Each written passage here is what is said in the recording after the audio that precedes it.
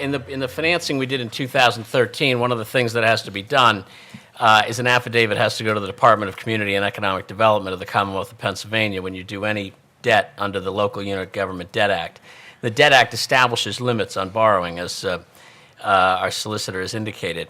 Electoral debt is used for the most part by municipalities or school districts, any local government unit, to exceed the limits that the law puts on their borrowing. So they just simply go to the electorate, and if the electorate says it's okay to borrow $1 zillion, then they're allowed to, and they're allowed to exceed the statutory limitations.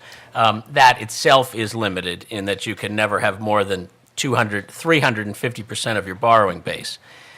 Haverford Township has a borrowing base of approximately $33 million, and that base is based upon a certain amount of revenues and a certain amount of assessed value. And state law allows us to borrow up to 2.5 times that borrowing base before you run into the restrictions involving local government unit debt. And then you would be able to do another 100% of the borrowing base with electoral debt over that. So there are townships, municipalities, cities all through Pennsylvania that have combined electoral debts and non-electoral debts that bump up against the 350% of the borrowing base.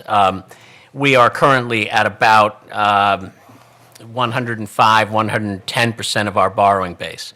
And in that bond, in that financing that we did, we received an A2, we received a AA rating from the bond rating agencies. And when the bond rating agencies rate a township such as ours, they sit down with the township manager, they sit down with the township finance director, and with all the professionals involved in the deal, and they talk about the deal, and they talk about the township, and they talk about the township's future plans.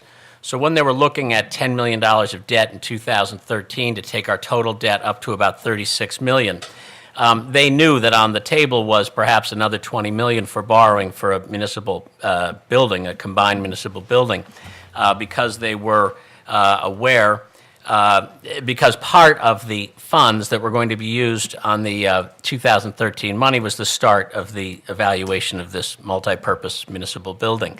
The rating agency found our strengths to include our modest debt profile, the above-average wealth indices, our sizable tax base, and our healthy reserve levels. They indicated the analysis on the within this bond issue also indicated the total amount of long-term debt per capita in this township is approximately $756 per person. That is well below the average of municipalities in our township of our size.